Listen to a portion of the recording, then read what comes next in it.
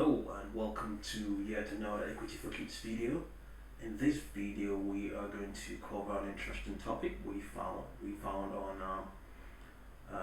ft.com. That's the Financial Times, and it says, as you can see, coronavirus tests. Those the world need to track the epidemic. Sorry, what coronavirus tests does the world need to track the pandemic? And it says that Chinese companies predominate in race to ramp up production of two different COVID-19 diagnostics. So it begins here by saying the imperative to test has become a slogan of the coronavirus pandemic since it was voiced last month by Tedros Adhanom Ghebreyesus, head of the World Health Organization, but the simple goal continues to elude even well-off countries that are struggling to track the spread of the virus among their populations. Germany and South Korea have led the way in rolling out tests on a large scale, but the UK and US have been laggards. The greater the delays, the more prolonged the uncertainty over the size of the virus threat.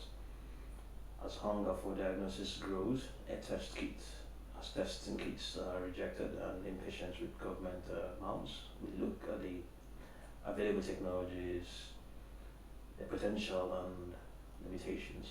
What tests are available for coronavirus infection? There are two main tests.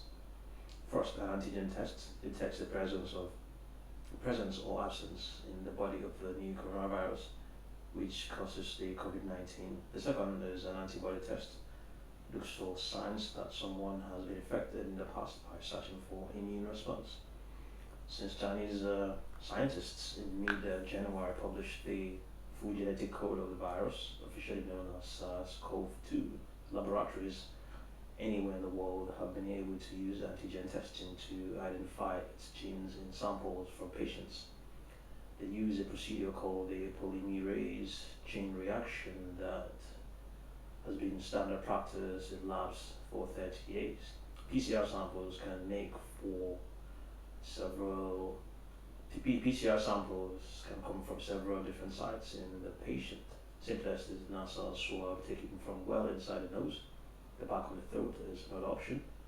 For patients in hospital, a sample from the lower respiratory tract may give the best results. Antigen testing reveals whether someone has a current infection and could therefore pass COVID-19 on to others. So we're not going to read all of that. We're just going to go to the next question. Who makes the tests? When health authorities began to realize that coronavirus outbreak might pose a global threat, they started developing testing in government labs such as those operated by U.S. Centers for Disease Control and Prevention and the Public Health England, which already had ample experience in using PCR technology for diagnostics. Traditionally, antigen diagnosis is done mostly in the public sector, with private companies providing test components such as chemical reagents and swabs for patient samples, some of which have been in short supply. But in recent weeks, there has been a huge mobilization of private sector resources as businesses around the world race to enter a rapidly expanding market, rolling out automated PCR kits that processes samples much more quickly than conventional labs.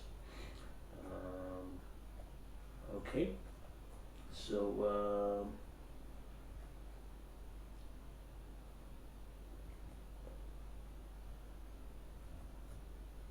okay, I think we'll go down to the next question. Okay, let's read this. Is important. According to data from the Foundation for Innovative New Diagnostics, FIND, a Geneva-based non-profit group that tracks product development, the second largest number of coronavirus testing companies in the US is in the US, which has 29. Obviously, the first we didn't read that part is in China.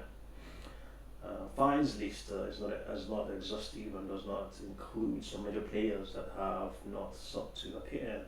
Among them are Nasdaq-listed Hologic, whose tests the Food and Drug Administration has authorized for emergency use. Beyond conventional antibody and antigen tests, researchers in universities and biotech companies are developing imaginative new diagnostic technologies. For instance, CRISPR, a genetic editing technique that has taken the biotech war by storm, can be adapted to recognize and cut specific genetic sequences in SARS-CoV-2, which can be identified via core genes. And how fast are the tests being rolled out? Very unevenly and not fast enough in many countries. Although there is no official centralized database, FIND has collected data that indicates a cumulative total of more than 4.9 million tests has been carried out worldwide by March 29. But that figure excludes China because the group could not obtain reliable data from China's province. South Korea, the country that got going first with extensive COVID-19 testing, has so far carried out 394,000, equivalent to 770 per 100,000 people. Iceland has done 4,160 tests for 100,000 people. The US was very slow to get started because the CDC's first test did not work well, so it had to go back to the drawing board to create a new one. It was then slow to allow other labs to test for COVID-19, but over the last 2 weeks, US has ramped up testing rapidly.